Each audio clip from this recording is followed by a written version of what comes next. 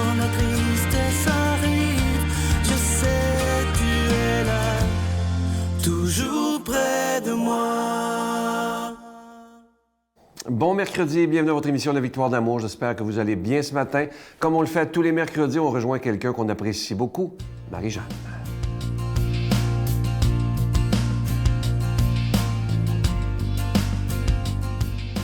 Bon matin tout le monde! Alors, belle journée qui s'annonce et qui commence aujourd'hui.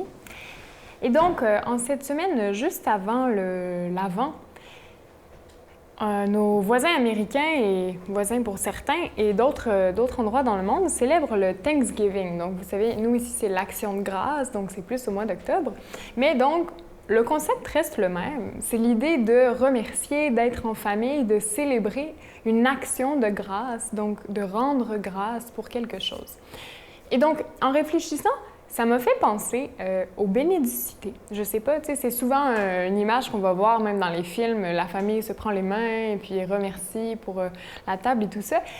Et je me disais, ben moi, dans ma famille, donc personnellement, le bénédicité, on a toujours fait ça avant de manger.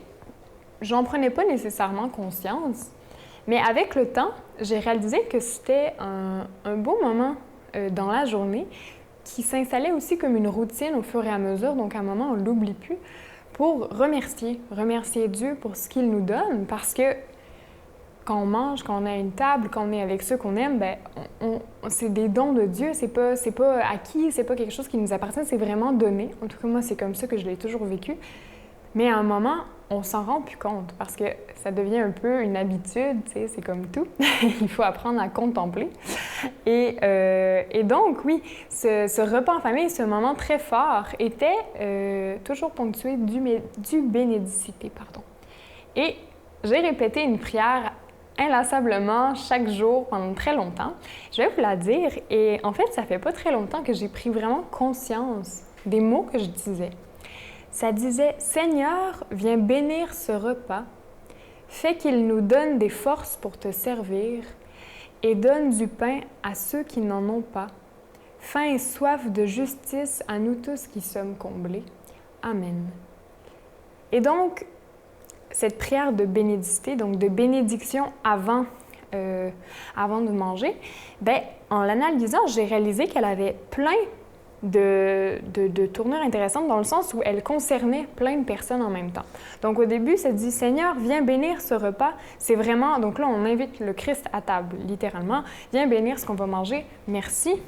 Fais qu'il nous donne des forces pour te servir. » Donc, que tout ce qu'on mange, mais aussi donc les partages qu'on va avoir entre nous, tout ça puisse nous servir à être plus forts pour affronter la vie, les choses. Et donne du pain à ceux qui n'en ont pas. Là, tout d'un coup, on va vraiment aller vers ceux qui souffrent, ceux qui manquent.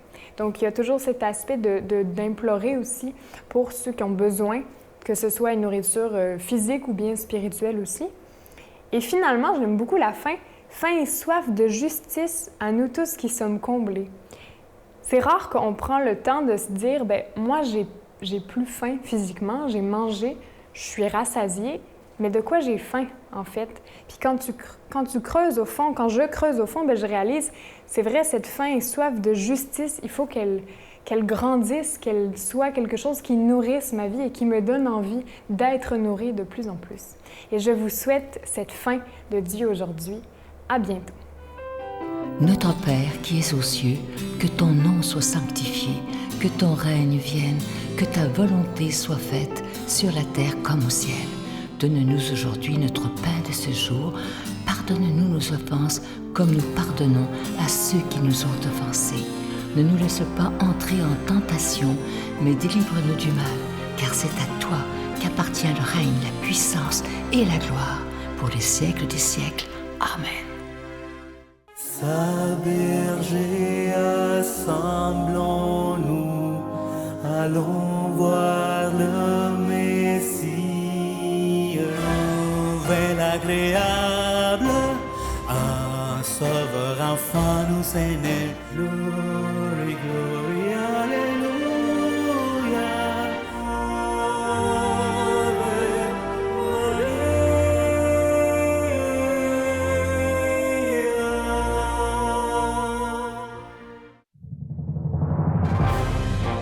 compagnie du père Michel Marie, Marcia Pilote, Sœur Angèle, Éloi Gillard, Stéphane Roy, Brigitte Bédard et Sylvain Charon. En chanson, Mélissa Bédard, Georgia Fumanti, Jessica Poulain et Miguel Padilla. Et un mini-spectacle de l'unique Natacha Saint-Pierre et Grégory Turpin. Les 6 et 7 juin 2020 à 13h et 19h à la salle Maurice-Aubry de Sherbrooke. À réserver rapidement au 514-523-4433 ou sans frais au 1-888-811-92-91. Je prends quelques instants pour solliciter votre aide pour le ministère de la Victoire de l'Amour. S'il y a des gens qui se demandent pourquoi, peut-être qu'il y a des nouveaux qui écoutent, comment ça se fait qu'ils nous demandent de l'argent dans une émission religieuse? Bien, c'est tout simple, c'est qu'on doit payer pour être à la télévision, que ce soit pour la production et la diffusion. Mais ce que je trouve magnifique, c'est depuis bientôt 25 ans que cette émission existe et un quart de siècle, imaginez. Et c'est grâce à des gens comme vous qui écoutez présentement qui ont dit « Moi, je décide d'aider à l'annonce de la parole de Dieu. » Alors, ce mois-ci, avec un don de 25 $ et plus, on vous envoie un petit cadeau. C'est tout symbolique, c'est simplement pour vous dire merci d'aider la Victoire de l'Amour. Il s'agit de l'Ange de Noël, collection 2019. Il est en épinglette de couleur bronze et argent antique, orné de zircon et il est déjà béni. Je vous donne l'adresse. La Victoire de l'Amour, casier postal 120, succursale Boucherville à Boucherville, le J4B 5E6, je vous la redonne. La Victoire de l'Amour, case postale 120, succursale Boucherville à Boucherville, le J4B 5E6. Également par téléphone, par carte de crédit du lundi au vendredi de 8h30 à 16h30 dans le 514-523-4433, 523-4433 ou sans frais le 1-888-811-9291, 1-888-811-9291 et aussi sur notre site Internet. Vous savez que c'est une façon très sécuritaire, rapide et efficace de faire votre don, le www.lavictoiredelamour.org. Je vous rappelle ce magnifique cadeau du mois, une exclusivité de la Victoire de l'Amour. Il s'agit de l'Ange de Noël, collection 2019 en épinglette de couleur bronze et argent antique, orné de petits zircons. Et l'ange, il est déjà béni. Merci de tout cœur de votre grande générosité.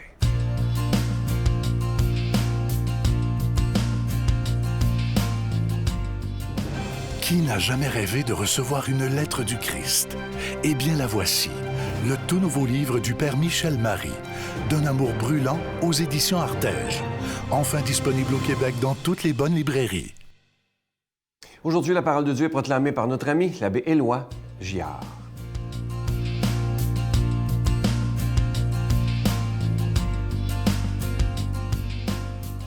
Bon matin, chers amis. Et 27 novembre, l'hiver s'est installé probablement. On enregistre quelques semaines à l'avance. La noirceur, en tous les cas, ça c'est sûr, nous envahit de plus en plus. Oh, que ça prend de la lumière intérieure pour vivre ça sereinement. Et justement, l'Évangile est toujours une promesse de renouveau, n'importe quand. On l'écoute, on est dans Luc aujourd'hui, on va se laisser travailler avec ça. Jésus parlait à ses disciples de sa venue. On portera la main sur vous et l'on vous persécutera.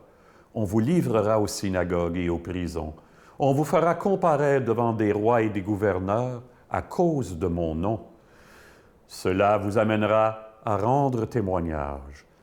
Mettez-vous donc dans l'esprit que vous n'avez pas à vous préoccuper de votre défense.